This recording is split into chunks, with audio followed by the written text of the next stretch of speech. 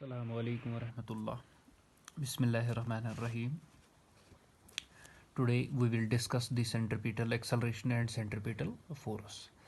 Actually, I have given an introduction to the uniform circular motion in the previous lecture.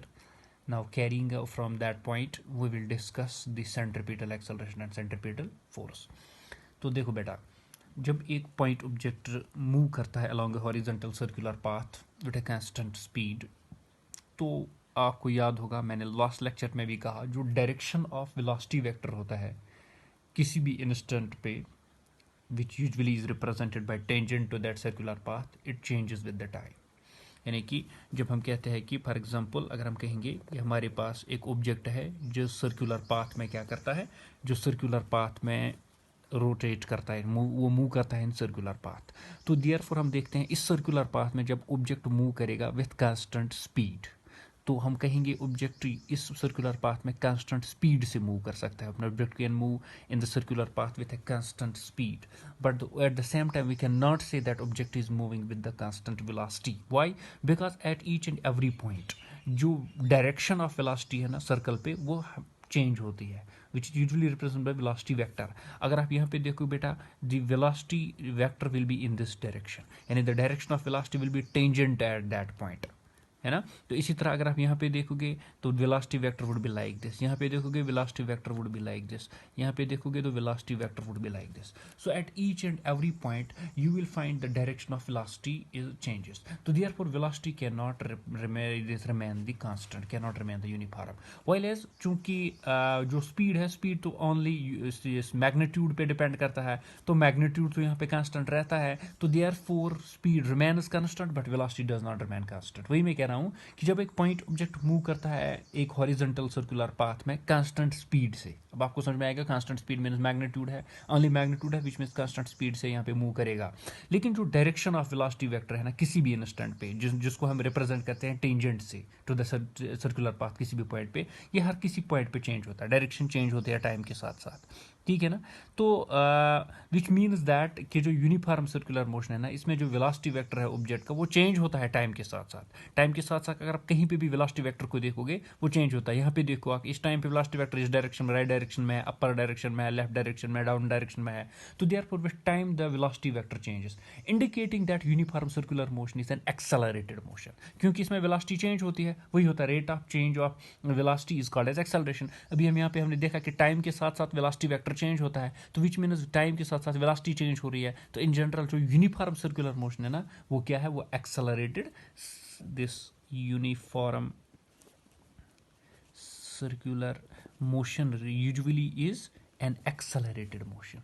ये एक accelerated motion है। Why? Because at each and every point the velocity of the object changes. That's why it is usually accelerated motion.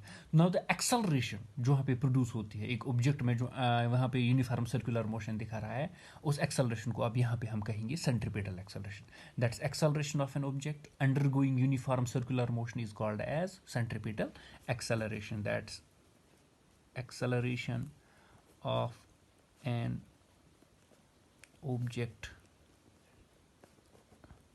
undergoing uniform circular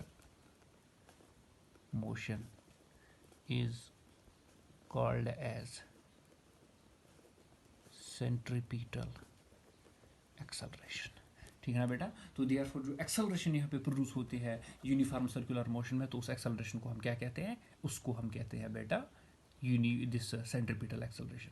अब actually इस acceleration पे बेटा हमने देखेंगे ये एक्सेलरेशन एक्चुअली ऑब्जेक्ट में आती है ड्यू टू ए फोर्स, क्योंकि डेफिनेटली वहाँ पे एक फोर्स एक्ट होता है, क्योंकि आपको पता है force is directly proportional to acceleration, which means अगर यहाँ पे एक्सेलरेशन आई है according to second law, then definitely उस ऑब्जेक्ट पे इस सर्कुलर सर्कल में कुछ फोर्स एक्ट हो रहा है। तो that force is usually called as centripetal force. ठीक है ना बेटा, यानी that force which deviates a moving body from its linear path to move it along a circular path and is directed radially inwards, उसी की direction में भी मैं आपको बताऊंगा, अभी इसकी डायरेक्शन भी वही है। तो देयरफॉर बेटा उस फोर्स को हम कहते हैं सेंट्रीपिटल, वो फोर्स जो एक्चुअली इस ऑब्जेक्ट को इस सर्कल में एक्ट हो रहा है, जो इसको इस सर्कुलर पाथ में घुमा रहा है, वो फोर्स जो इसको डिविएट करता है इस लीनियर पाथ, हालांकि ये कोशिश करता ऑब्जेक्ट यहाँ पे कि मैं लीनियर पाथ से चला जाऊँ, लेकिन नहीं चल पा रहा है, यहाँ पे भी कोशिश करता है कि लीनियर पाथ से चल पाऊँ, किसी भी हर एक पॉइंट पे ऑब्जेक्ट ट्राई करता है कि वो लीनियर पाथ फॉलो करे, लेकिन एक फोर्स उस पार्टिकल इस ऑब्जेक्ट पे एक्ट हो रहा है जिसको लीनियर पाथ फॉलो नहीं कराने देता है, इसको इसी सर्कल में घुमा रहा है, इसको सर्कुलर पाथ फॉलो करवा रहा है, तो उस फोर्स को हम क्या कहते हैं, उसी को हम सेंट्रीपिटल फोर्स कहते हैं। तो उसी फोर्स की वजह से इस ऑब्जेक्ट में एक्सेलरेशन आती है, so therefore centripetal acceleration is due to the centripetal force acting on the object acting on the body. अब दोनों की डायरेक्शन अगर हम देखेंगे, दोनों की direction it acts always on the object along the radius and towards the centre of the circular path, यानी कि चाहे आप सेंट्रीपिटल एक्सेलरेशन देखोगे, चाहे आप सेंट्रीपिटल फोर्स आप देखोगे, ये हमेशा एक्चुअली एक्ट करता है ऑब्जेक्ट पे अलोंग द रेडियस। अगर हम यहाँ पे रेडियस लेंगे, यहाँ पे रेडियस, कहीं पे भी आप रेडियस लो, तो देयरफॉर रेडियस की डायरेक्शन में अगर आप यहाँ पे निकाल रहे हो, तो सेंट्रीपिटल, चाहे सेंट्रीपिटल ऑफ फोर्स देखोगे, चाहे सेंट्रीपिटल ऑफ एक्सेलरेशन देखोगे, it will along in this direction, that's along the radius of the circle towards the centre, centre की जानिब। दैट इज वाई हर किसी पॉइंट पे जब ये फोर्स या एक्सेलरेशन की डायरेक्शन जो आप देखोगे सेंटर की जानिब है, तभी ऑब्जेक्ट इस सर्कुलर पाथ में मूव कर रहा है, ठीक है ना। तो देयरफॉर नीचे मैं डेफिनेशन भी लिखूंगा सेंट्रीपिटल फोर्स की, the force which deviates a moving body from its linear path to move it along a circular path and is directed inwards towards the center of circular path, उसको आप centripetal force कहते हैं। ये direction actually directed inwards, that's एक along radius directed inwards, ये मैं दोनों के लिए लिखूंगा यहाँ पे ये पॉइंट। तो देयरफॉर दोनों, चाहे सेंट्रीपिटल ऑफ एक्सेलरेशन देखोगे, चाहे आप सेंट्रीपिटल फोर्स देखोगे, ये दोनों एक्चुअली डायरेक्टेड क्या होते हैं, इनवर्ड्स डायरेक्ट होते हैं, यानी कि अंदर की जानिब होते हैं along the radius and directed towards the centre, तभी ये ऑब्जेक्ट को सर्कुलर पाथ में मूव कराते हैं। तो नाउ बेटा हम इसकी एक्सप्रेशन निकालेंगे, सेंट्रीपिटल एक्सेलरेशन की एक्सप्रेशन निकालेंगे, उसी से बाद में हमको सेंट्रीपिटल फोर्स की एक्सेलरेशन भी मिलेंगी। तो उसके लिए हम क्या करेंगे, वी विल कंसिडर बेटा सर्कुलर, चलो पहले expression for centripetal acceleration come force, वही एक्सेलरेशन और फोर्स एक ही रिलेशन से आएगा, क्योंकि पहले एक्सेलरेशन निकलेगी उसके बाद सेंट्रीपिटल फोर्स आपको निकलेगा। तो बेटा उसके लिए हम क्या करेंगे, we will consider an object a particle of mass m which is moving in a circular path. यहाँ पे हम देखेंगे, हम एक पार्टिकल को लेंगे जो एक्चुअली सर्कुलर पाथ में मूव कर रहा है, ठीक है ना। तो इस तरह का सर्कुलर पाथ हम लेंगे विथ सेंटर O, ठीक है ना। तो therefore what we will consider a particle of mass m, particle ले रहे हैं हम जिसका मास हम m ले रहे हैं, जो मूव करता है with constant speed, remember velocity लिखने की गलती नहीं कर लेना, with a constant speed v, particle move कर रहा है इस सर्कुलर पाथ में, उसका मास m हमने लिया और उसकी जो हमने स्पीड ली वो कांस्टेंट स्पीड है, वो कितना है बेटा v, and a uniform angular velocity, ठीक है ना। अब चूंकि यहाँ पे ऑब्जेक्ट को क्या मिलेगी, ये चूंकि रोटेट कर रहा है ऑब्जेक्ट, सर्कुलर पाथ में फॉलो कर रहा है, तो एक सेंटर होगा यहाँ पे, एक्सीज होगी वहाँ पे, उस सेंटर से एक एक्सीज पास होगी, उसी एक्सीज के इर्द गिर्द ये घूम रहा है। तो देयरफॉर जिस वेलोसिटी से ये घूमेगा ना यहाँ पे, उस वेलोसिटी को अब हम कहते हैं, सर्कल में जो वेलोसिटी होती है उसको हम एंगुलर वेलोसिटी कहते हैं। तो therefore it is moving with uniform angular velocity, क्योंकि इसकी जो डायरेक्शन होती है ना वो अलोंग द एक्सीज होती है, एंगुलर वेलोसिटी ओमेगा, ठीक है ना। तो देयरफॉर बेटा हमने एक पार्टिकल लिया, उसका मास हमने m लिया, जो एक यूनिफॉर्म स्पीड से या कांस्टेंट स्पीड से इस सर्कुलर पाथ में ट्रेवल कर रहा है, और साथ साथ उसके पास वहाँ पे यूनिफॉर्म एंगुलर वेलोसिटी ओमेगा है इस सर्कुलर पाथ में, जिसका रेडियस हम एक्चुअली r लेते हैं और सेंटर क्या लेते हैं, O लेते हैं। ठीक है ना, आया ना यहाँ तक समझ। किसी भी इंस्टेंट पे अगर हम देखेंगे, किसी भी टाइम पे अगर हम देखेंगे कि ये particle be at point P ले दो फॉर एग्जांपल, किसी भी टाइम पे, यहाँ पे मैं ब्रैकेट में लिखूंगा भी कि हम ले रहे हैं कि किसी भी टाइम पे, किस टाइम टी पे ये जो हमारे पास पार्टिकल है, ये पार्टिकल रिजाइड कर रहा है, ये पार्टिकल रिजाइड कर रहा है पॉइंट पी पे, ठीक है ना, such that with O P representing the radius vector r1, ठीक है ना, यानी ओपी की डिस्टेंस जो क्या है, जनरल में हमने रेडियस आर लिया था, अब चूंकि ये मूव करेगा तो इसीलिए हम कहते हैं कि फॉर एग्जांपल ओपी वाला जो पार्ट है ना, it is represented by r1। Now after some time t plus delta t, for example कुछ टाइम गुजरने के बाद, अब पार्टिकल तो मूव कर रहा है कांस्टेंट वाला एक्सल जिस स्पीड से मूव कर रहा है, तो देयरफॉर अगर टाइम टी पे पार्टिकल पॉइंट पी पे था, कुछ टाइम, छोटा सा टाइम इंटरवल गुजरने के बाद, let particle be at point Q. Particle कहाँ पे पहुंच गया बेटा, पार्टिकल पॉइंट क्यू पे पहुंच गया, plus T plus delta T यहाँ पे टाइम है, तो ये टी प्लस डेल्टा टी यहाँ पे क्या है, टाइम है। पॉइंट क्यू पे पहुंच गया पार्टिकल किसी time t plus delta T पे, सच दैट ये किस पोजीशन वेक्टर से रिप्रेजेंट, टाइम वेक्टर से रिप्रेजेंट किया जाएगा now r2 with represented by r2, such that angle POQ will be represented, क्योंकि छोटा सा टाइम इंटरवल है, it will be represented by small angle delta theta.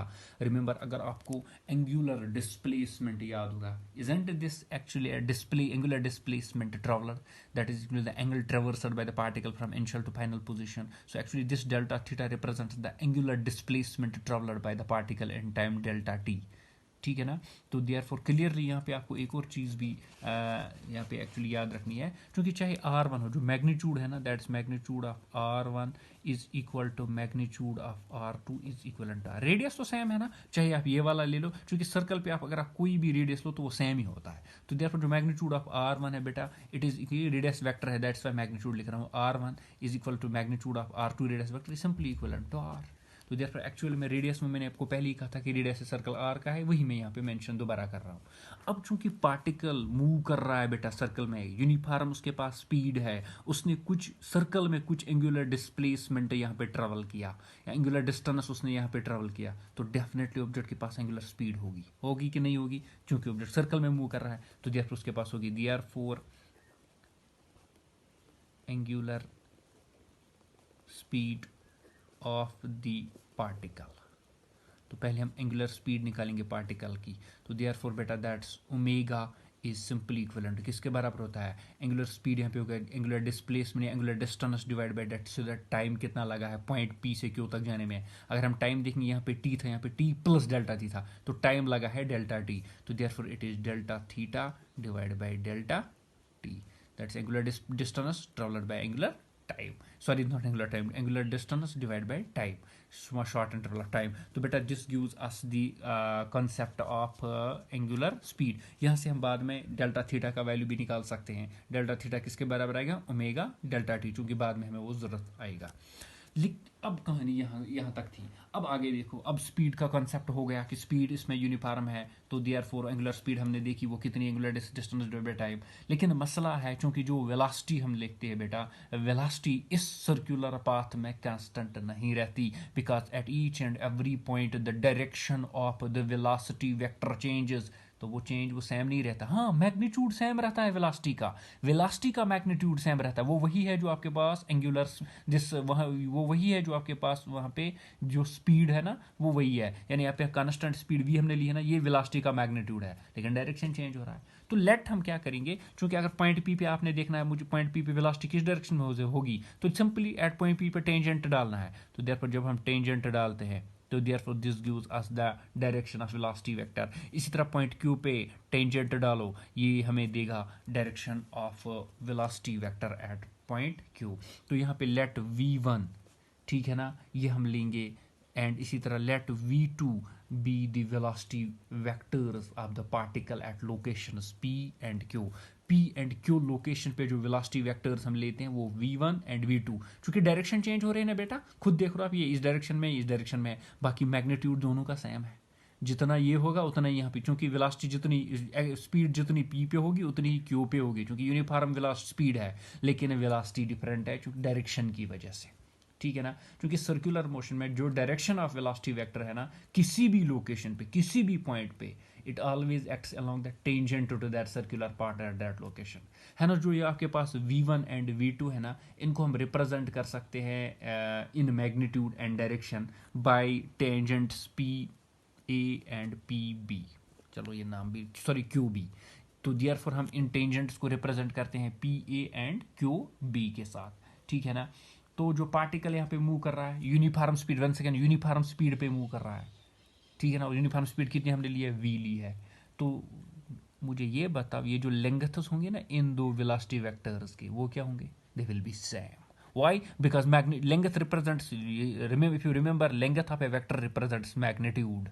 तो therefore इन दो वेक्टर्स की जो लेंथ होगी वो सेम होगी, बिकॉज यहाँ पे तो मैग्नीट्यूड ऑफ वेलोसिटी सेम है ना, that is speed, direction he change हो रही है और कुछ नहीं हो रहा है। ठीक है ना, तो थोड़ा सा मैं इसको यहाँ पे आपको लिख भी लूँगा।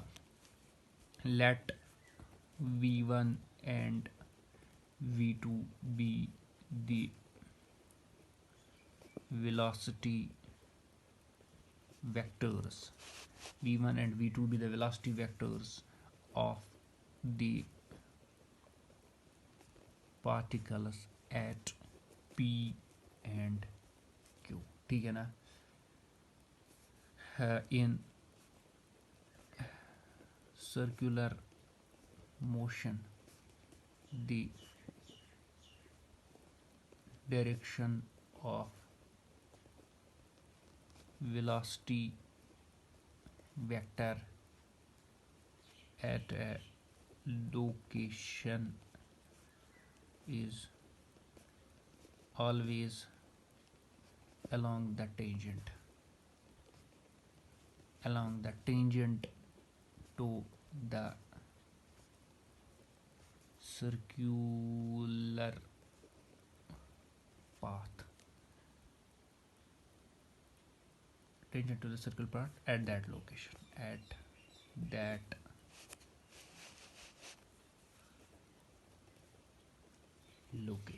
ठीक है ना। hence v1 is represented by pa and v2 is equal to qb लिया हमने, pa and qb in magnitude में हमने v1 pa के बराबर लिया और v2 किसके बराबर लिया बेटा, v2 हमने qb के बराबर लिया, क्योंकि पार्टिकल यूनिफॉर्म स्पीड से मूव कर रहा है। As particle is moving with uniform speed, particle uniform speed से जा रहा है, v यूनिफॉर्म स्पीड v से जा रहा है, देन जो लेंगथस ऑफ द टेंजेंट्स, जो लेंथ टेंजेंट्स होंगी at p and q are equal. ठीक है ना, तो फिर से मैं कह रहा हूँ, चूंकि जो हम v1 और v2 हमने लिए यहाँ पे वेलोसिटी वेक्टर्स ली पार्टिकल्स के बेटा p और q पे, तो सर्कुलर मोशन में जो डायरेक्शन होती है वो रिप्रेजेंट वेलोसिटी वेक्टर्स ही होते हैं किसी भी लोकेशन पे, और वो अलोंग द टेंजेंट होता है। तो मैग्नीट्यूड तो सेम होगा इन वेलोसिटी वेक्टर्स का, बिकॉज वेलोसिटी सेम है, सॉरी दिस स्पीड सेम है, क्योंकि जो मैग्नीट्यूड होता है वेलोसिटी का वो तो स्पीड ही होता है बेटा। तो देयरफॉर स्पीड जब सेम है तो मैग्नीट्यूड सेम है, तो मैं कह रहा हूँ जो लेंथ इन मैग्नीट्यूड उसकी होगी वो सेम होगी ऑब्वियसली, क्योंकि लेंथ रिप्रेजेंट्स द मैग्नीट्यूड, हाँ डायरेक्शन डिफरेंट है। तो देयरफॉर हम कह सकते हैं that's magnitude of P A is equivalent to magnitude of Q B is simply equivalent to बेटा magnitude of B, that is magnitude of velocity which is speed. समझ में। अब अगर हमने फाइंड कर क्या करना है, हमने फाइंड करना है to change in the velocity किसी in time interval delta T. ठीक है ना, तो हम एक एक्सटर्नल पॉइंट इसके लेंगे, तो find change in velocity in time delta t, we will take an external point. कौन सा हम एक एक्सटर्नल पॉइंट लेंगे, अगर हमने पी लिया है तो पी डैश में लूँगा। अब देखो इसी डायग्राम में थोड़ा सा यहाँ पे आऊँगा। अब देखो चेंज इन वेलोसिटी निकालने के लिए मैं क्या करूँगा, हालांकि दो वेक्टर्स है, अगर आपको रूल याद होगा हम दो वेक्टर्स को अपनी पोजीशन से डिस्प्लेस कर सकते हैं without changing their magnitude and direction, याद है ना। तो देयरफॉर हम वैसा ही एक ट्रिक यहाँ पे यूज़ करेंगे। हम एक एक्सटर्नल पॉइंट लेंगे, यहाँ पे पी डैश हम लेंगे बेटा, यहाँ पे पी डैश एक एक्सटर्नल पॉइंट हम लेंगे। इसी पी डैश से हम एक ड्रा करेंगे एक vector P A dash which is equal and parallel to P A. देखो equal and parallel to P A, हमने कुछ नहीं किया, हम इस तरह कैसे हमने इस पी ए को डिस्प्लेस किया अपनी जगह से। So therefore will consider point P dash and we will draw P dash A dash equal and parallel to P A. इसी तरह पी, अब पी डैश बी डैश, इसी तरह हमने पी डैश बी डैश डाला, that is P dash B dash equal and parallel to Q B. P dash B dash हमने parallel डाला किसको, equal and parallel to Q B, यहाँ पे हमने डाला, ठीक है ना। क्लियरली तब जो एंगल यहाँ पे बेटा फॉर्म होगा ना, that is angle A dash P dash B dash, it will be delta theta. ये वही एंगल होगा जो यहाँ पे बीच में फॉर्म होता है, ठीक है ना, ये डेल्टा थीटा होगा। क्योंकि आप देखो हमने ये वेक्टर को यहाँ डिस्प्लेस किया, ये वेक्टर को यहाँ डिस्प्लेस किया, ये दोनों वेक्टर ही एक्चुअली इस एंगल को रिप्रेजेंट करते थे। तो देयरफॉर इन दोनों के दरमियान जो एंगल यहाँ पे फॉर्म होगा इट इज डेल्टा थीटा। समझ में आया। तो देयरफॉर इसको हम बाद में ट्रायंगल लॉ अप्लाई करवाएंगे, will apply triangle law of vectors here. इतना तो समझ में आया आपको, ठीक है ना। डायग्राम को मैं साइड में करूं, हम थोड़ा आगे मूव करेंगे। तो देयरफॉर बेटा clearly keeping in view this diagram once again.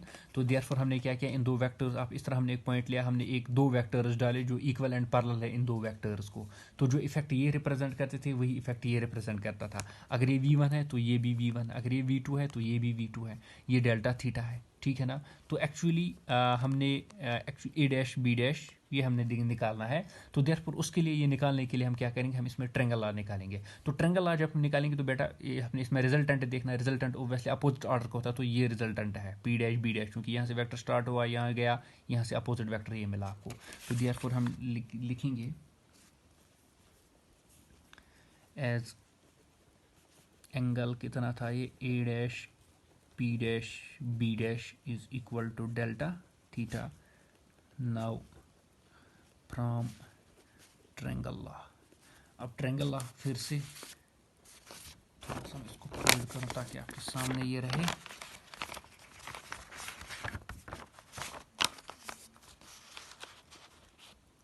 चलो तो लगाओ ट्रायंगल लॉ बेटा।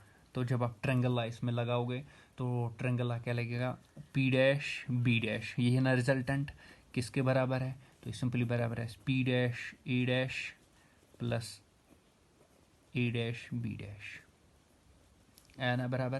That's P dash B dash P dash A dash is equivalent A dash B dash. निकालना क्या है हमें, ए डैश बी डैश, और हम लिखेंगे A dash B dash is simply equivalent, इसको यहाँ लेके जाएंगे P dash B dash minus P dash A dash, ठीक है ना। अब ये दोनों आपको पता है किसके बराबर है, it is v2 it is v1, so that's equivalent to v2 minus v1, ठीक है ना, which is actually equivalent to delta V, that is change in the velocity. से हम ऐसा कहेंगे। तो देयरफॉर आपको पी डैश बी डैश किसके बराबर निकला, तो ये आपको एक्चुअली बेटा है डेल्टा वी, से it is change in velocity, ठीक है ना। Okay, now you remember this. Now as time interval delta T will approach to zero. अब हम कहेंगे ये जो एज हमारे पास जो टाइम इंटरवल है ना, ये अप्रोच करता है जीरो। यहाँ पे देखो आप बेटा, हम कहते हैं कि टाइम इंटरवल जितना टाइम इस पार्टिकल को लगा था पी पे क्यू तक जाने के लिए, हम वो डेल्टा टी था। अगर हम कहेंगे डेल्टा टी अप्रोच करता है जीरो को, that's if as delta T approach to zero, which means this point Q will come close to point P. चूंकि टाइम इंटरवल अब बहुत कम है, अब देखो यहाँ से यहाँ तक जाने के लिए डेल्टा टी लगा था, अब डेल्टा टी बहुत कम है, बीच में जो पॉइंट क्यू इसी अराउंड, इस पॉइंट पी के अराउंड कहीं पे होगा। इन जनरल यहाँ पे आप देखो, यहाँ पे भी हम कह सकते हैं, यहाँ पे हम कह सकते हैं ये point B dash will be some way around in point A, around the point A, तो point B dash will be very much close to point A. Then ये जो आपके पास बेटा ए डैश बी डैश वाला part है ना, ये एक्चुअली रिप्रेजेंट करेगा arc of the circle.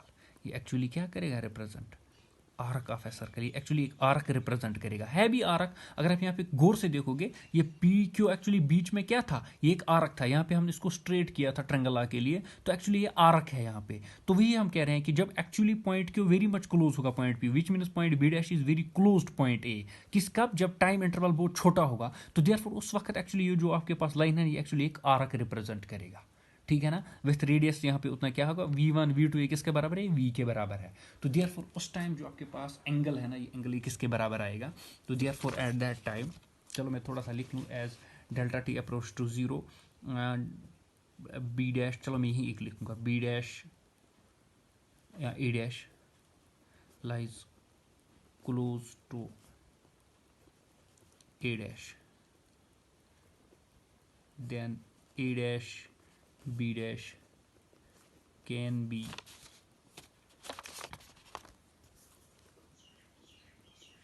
taken as arc a dash b dash, ठीक है ना। तो देयर फोर बेटा delta theta that's angle between them, angle किसके बराबर होता है, आर्क बाई रेडियस। आर्क क्या है बेटा आपके बराबर, ए डैश बी डैश आर्क, ठीक है ना, डिवाइड बाई रेडियस क्या है, पी ए डैश लो, दोनों में एक लो, चूंकि ये दोनों बराबर होते हैं। चूंकि हमने ये देखा एक्चुअली ऊपर ही हमने देखा कि ये दोनों क्या है, ये बराबर है ना। Magnitude of v1 magnitude of v2 एक किसके बराबर होता है, मैग्नीट्यूड ऑफ v के बराबर होता है। यहाँ पे आप देखो, ठीक है ना, ये ना पी ए किसके बराबर है, v1 is equal v2 is equal v। तो देयरफॉर अब हम आगे लिखेंगे arc A dash B dash, ठीक है ना, वो किसके बराबर था, वो हमें निकला था डेल्टा वी के बराबर, ठीक है ना, डिवाइड बाई पी ए, वो निकला था बेटा सिंपली मैग्नीट्यूड ऑफ वी। इसका भी मैग्नीट्यूड ले लो, या है समझ में, क्योंकि अभी हमने ऊपर लिखा था दैट्स पी दिस ए, यहाँ पे देखो ए डैश बी डैश ये किसके बराबर निकला था, डेल्टा वी के बराबर। तो therefore almost it is arc, it is same as that जो निकला था, तो it is delta V divide by V, ठीक है ना। अब ये डेल्टा थीटा किसके बराबर है, एक इक्वेशन यहाँ पे आप देखो, जब हमने एंगुलर स्पीड निकाला था तो ओमेगा किसके बराबर था, delta theta by delta T. तो डेल्टा थीटा किसके बराबर आएगा, ओमेगा इंटू डेल्टा टी। तो देयरफॉर डेल्टा थीटा के बदले में क्या लिखूंगा, डेल्टा थीटा के बदले में यहाँ पे लिखूंगा omega into delta T is simply equivalent to magnitude of delta V divide by magnitude of V. अब डेल्टा टी को यहाँ पे मल्टीप्लाई करो, वी को यहाँ पे मल्टीप्लाई करो, तो देयरफॉर ये बनेगा omega into magnitude of v is simply equivalent delta v by delta T, ठीक है ना बेटा। तो ऑब्वियसली वंस अगेन आपको पता है as delta T approach to zero, ऊपर वाली कंडीशन ही है, तो देन ये जो आपके पास delta v by delta T, जब इसको लिमिट लगेगा ये किस में कन्वर्ट होगा, ये D V by D T, D V by D T represent is the magnitude of, it is the magnitude of centripetal acceleration। ठीक आया समझ में, delta T when approach to zero then this thing will become D V by D T, यहाँ पे बनेगा D V by D T, that's बेटा equal to A, that's acceleration. ये कौन सी एक्सेलरेशन है, सेंटीपीटल एक्सेलरेशन है।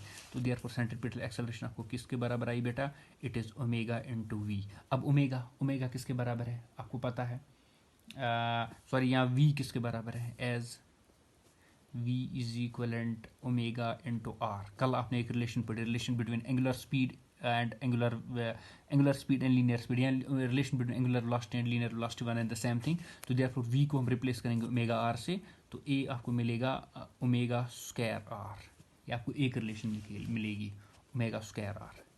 This is one relation, this is centripetal acceleration in terms of angular speed, ठीक है ना। इसी तरह ओमेगा को v में कन्वर्ट करो ना, ओमेगा किसके बराबर है, ये बन जाएगा v बाई आर, है ना, क्योंकि ओमेगा किसके बराबर निकलेगा, v by are.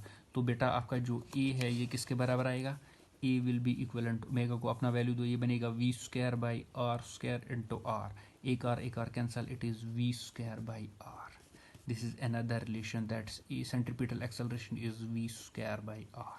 So these are the two relations for centripetal acceleration. That's either centripetal acceleration is simply equivalent to omega square r, or it is simply equivalent to v square by r. Now ये हमें मिला centripetal. Now centripetal acceleration actually it is caused by a force called as centripetal force. ठीक है ना? As centripetal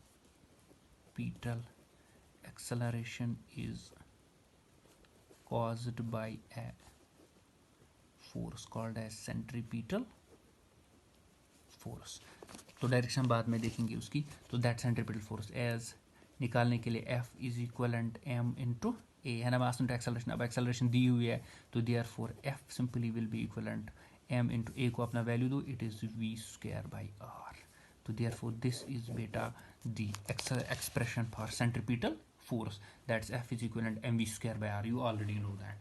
Now मुख्तलिफ actually different relations, other forms अगर हम देखेंगे, other forms of centripetal force. तो बेटा हमारे पास एक्सेलरेशन जो ओमेगा स्क्वायर आर के बराबर भी है, तो एफ किसके बराबर आएगा, एम ओमेगा स्क्वायर आर. ये एक और रिलेशन आएगी. अगर आप ए के बदले यहाँ पे क्या वैल्यू दोगे, ये वाला वैल्यू, तो एफ आपको बेटा मिलेगी F is equivalent M omega square R. ये एक और वैल्यू आपको मिलेगा. ठीक है ना. बट इसी तरह एक और फार्म आपको मिलेगी एज ओमेगा. आपने कल पढ़ा दैट्स एंगुलर स्पीड किससे बराबर, ये होता है बराबर 2 पाई बाई टी. जब एक रिलेशन एक्चुअली हमने एक कल ही पढ़ी थी, that is relation between omega is equivalent to 2 pi by T, relation between angular velocity frequency and time period वाली रिलेशन. उसमें omega is equivalent 2 pi by, अभी आपको मैं न्यू भी ये बनाऊंगा. तो देयरफॉर जब omega is equivalent 2 pi by T, तो बेटा एक और रिलेशन आपको मिलेगी F is equivalent M. Omega को वैल्यू दे दो, ये बन जाएगी 4 pi square divide by T square R. तो देयरफॉर एक और रिलेशन आपको मिलेगी F is equivalent 4 pi square M R by T square. This is relation between centripetal force and time period. इसी तरह फ्रीक्वेंसी की रिलेशन निकलेगी as nu is equivalent to 1 by T, है ना.